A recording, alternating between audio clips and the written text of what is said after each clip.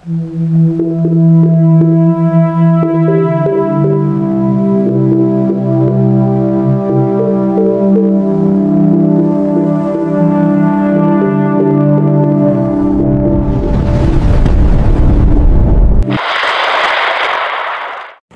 na po ang pinakahuling update sa lagay ng panahon ngayong Huwebes ika-28 ng Agosto taong 2025.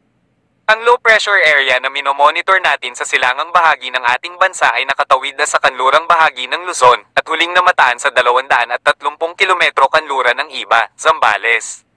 Posible itong maging ganap na bagyo sa mga susunod na oras kaya manatiling nakatutok sa mga bagong update. Hinihila nito ang hanging habagat na nagpapalakas ng epekto sa kanlurang bahagi ng bansa. Kapansin-pansin ang sirkulasyon ng hangin na sumasakop sa buong Luzon at Visayas. Dahil dito, nakataas ang heavy rainfall warning sa Occidental Mindoro, Antique, at Palawan na inaasahang makakaranas ng malalakas na pag-ulan ngayong umaga dahil sa LPA at hanging habagat. Pinapaalalahanan ng ating mga kababayan na maging alerto at magdala ng panangga sa biglaang pagbuhos ng ulan. Kung ang LPA ay maging ganap na bagyo at nasa loob pa ng ating PAR, papangalanan itong bagyong Jacinto, ang panglimang bagyo na nabuo sa buwan ng Agosto dahil sa umiiral na hanging habagat. Sa Luzon, asahan pa rin ang maulang panahon sa Zambales, Bataan, Cavite, at mga lalawigan ng Mindoro dahil sa trough extension ng LPA.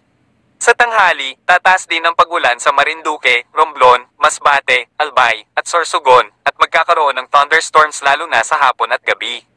Magdala pa rin ng panangga sa biglaang pagbuhos ng ulan na dala ng trough ng LPA at hanging habagat. Hagip din ang sirkulasyon ng hanging umiikot ang Cagayan Valley Region, kaya asahan ng mga pag-ulan sa lugar na nabanggit dahil sa epekto ng LPA na tumatagal ng 1 o 2 oras. Sa Metro Manila, asahan ng maulap hanggang sa maulap na papawirin at may tsansa pa rin ng kalat-kalat na pag-ulan dahil sa mga maulap na dala ng LPA. Sa nalalabing bahagi ng Luzon, asahan ng maulap na papawirin at kalat-kalat na pag-ulan. Sa Visayas, dahil sa paghila ng LPA sa hanging habagat, inaasahan ng mga pag-ulan sa Western Visayas, lalo na sa Aklan, Capiz, Antique, Iloilo, Guimaras, Negros Occidental, at Negros Oriental.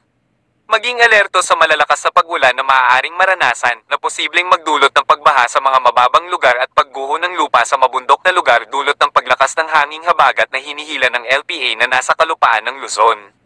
Sa Central at Eastern Visayas, inaasahan ng bahagyang pagsilip ng haring araw, ngunit sa hapon at gabi, asahan ng maulap na papawirin at mga kalat-kalat na pag-ulan.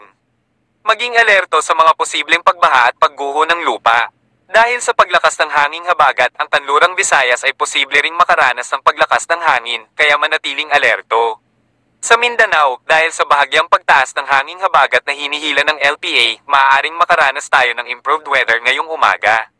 Sa hapon at gabi, makakaranas na muli ng maulap na papawirin at mga kalat-kalat na pag-ulan dahil sa mga thunderstorms sa Zamboanga Peninsula, Basilan, at ilang bahagi ng Northern Mindanao. Kaya maging alerto pa rin sa mga biglaang buhos ng pag-ulan.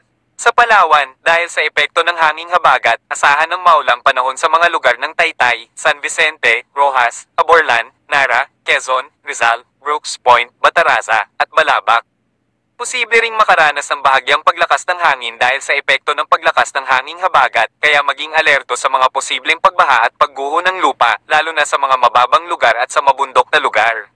Sa lugar ng Bintuan, Coron, at Busuanga, asahan din ng maulang panahon dahil sa nasabing weather system na hanging habagat. Sa kasalukuyan, walang nakataas na gale warning sa kahit anong baybayin ng ating karagatan, ngunit mag-ingat pa rin sa kanlurang bahagi ng Palawan dahil sa inaasahan nating mataas na pag-alon dahil sa paglakas ng hanging habagat, kung saan ang taas ng pag-alon ay umaabot sa 1.5 hanggang 3 metro, na lubhang mapanganib sa may mga maliliit na sasakyang pandagat. Posible ring makaranas ng mataas na pag-alon ng kanlurang Luzon dahil sa bugso ng paghila ng LPA ng hanging nanggagaling sa Hilagang Luzon, kaya mapanganib pa rin sa may mga maliliit na sasakyang pandagat. Sa silangang bahagi ng Mindanao dahil sa mga thunderstorm na nagpalakas ng alon ng karagatan. Samantala, ang nalalabing seaboard ay inaasahan natin ng slight to moderate na pag-alon. Ingat po mga kababayan at ugaliin pa ring makinig sa mga bagong update. Kung sakaling lumakas ang LPA at maging ganap na bagyo sa mga susunod na oras, mag-update kami sa aming community upang ipaalam kung ang LPA ay ganap na bagyo bilang isang tropical depression, at ilalagay namin dito sa comment section upang malaman ninyo ang buong lagay ng panahon sa kasalukuyan. Ingat po mga kababayan, God bless. Dumako naman tayo sa ating partner para sa mga karagdagang impormasyon sa loob ng ating bansa. Base sa ating analysis sa pagganda ng ikot po nito at doon sa pagkapal ng mga ulap sa paligid nitong low pressure area, naging mataas na agad ang tsansa or high chance na ito yung maging isang tropical depression or mahina bagyo. Itong low pressure area, yung trough o yung outer rain bands nito ay siya nagpapaulan po sa ngayon dito sa ilang bahagi po ng Northern, Central Luzon, Metro Manila, and Calabarzon. Cloudy skies, pero mangilan-ngilan nga lamang po sa ngayon yung nagkakaroon ng mga kalat-kalat na ulan at mga thunderstorms. Susugarawin pa rin po na meron kayong daladalang payong dahil dito sa may trough ng low pressure area. For the rest of Southern Luzon, itong Mimaropa, Bicol Region, malaking bahagi ng Visayas and Mindanao, asahan naman yung epekto pa rin itong southwest monsoon or hanging habagat na unti-unting pinalalakas nitong low pressure area. At kitang-kita dito sa ating latest satellite animation, meron tayong malalakas na mga pag-ulan na aasahan dito sa malaking bahagi ng Mimaropa, plus Negros Island Region and Western Visayas. Susugaruhin na may dalang payong at mag-ingat din sa banta ng baha at pagguho ng lupa. Base naman po sa latest tropical cyclone threat potential forecast ng Pag-asa, inaasahang lalayo naman po itong low pressure area na mataas nga ang tsansa na maging isang ganap na bagyo, no? So kung nasa lupa ito ng PAR bukas ng umaga at maging isang bagyo at the same time, papangalanan po natin ito na Bagyong Jacinto or yung magiging panlimang bagyo for the month of August. Pero pagsapit bukas ng hapon or gabi ay palabas na rin ito ng ating PAR, binabagtas pa rin ng West Philippine Sea going west-northwest towards Hainan Island sa China and Northern Vietnam. Hindi rin natin inaalis yung chance na hanggang sa weekend, meron panibagong low pressure area na mabubuo dito sa may silangan ng Northern Luzon sa labas ng ating area of responsibility na eventually din po papasok pero hindi naman tatawid sa ating kalupaan or mag-enhance ng southwest monsoon. At para naman sa ating 3-day weather outlook o sa magiging lagay ng panahon hanggang sa katapusan po ng Agosto, nandyan pa rin ang southwest monsoon or hanging habagat. At aasahan pa rin natin ng maulang panahon sa araw ng Friday sa malaking bahagi ng Central and Southern Luzon kabilang na ang Metro Manila. Make sure na meron tayong daladalang payong pero hindi naman inaasahan yung malalakas na tuloy-tuloy na ulan o yung mahalahabagat po na enhance sa araw po ng Friday. Then pagsapit po ng weekend, tanging yung nandun na lamang po sa may western section ng Luzon na mataas ang tsansa ng ulan. Itong Zambales, Bataan, sa Metro Manila, paminsan-minsan din ang mga pagulan, pababa ng Cavite, Batangas, Mindoro Provinces at lalawigan po ng Palawan. Habang ang natitirang bahagi ng Luzon, particularly sa may northern and central portions of Luzon, asahan naman for the next 3 days, generally bahagyang maulap at minsan lamang maulap ang kalangitan na sasamahan lamang ng mga localized thunderstorms. Sa ating mga kababayan po sa Visayas, andyan pa rin ang epekto ng southwest monsoon. Kapansin-pansin, mapa-western, eastern, and central portions of Visayas, makulim naman panahon, lalo na sa may western Visayas and Negros Island region. Habang pagsapit naman sa may central and eastern Visayas, may mga times pa rin naman na sumisilip pa rin naman ng araw, bahagyang maulap ang kalangitan, pero most of the time talaga pagsapit po ng hapon hanggang gabi, maulap na ang kalangitan at nandyan pa rin ang mga thunderstorms, usually nagtatagal ng 1 hanggang 2 oras at minsan sinasamahan din yan ng mga light to moderate rains.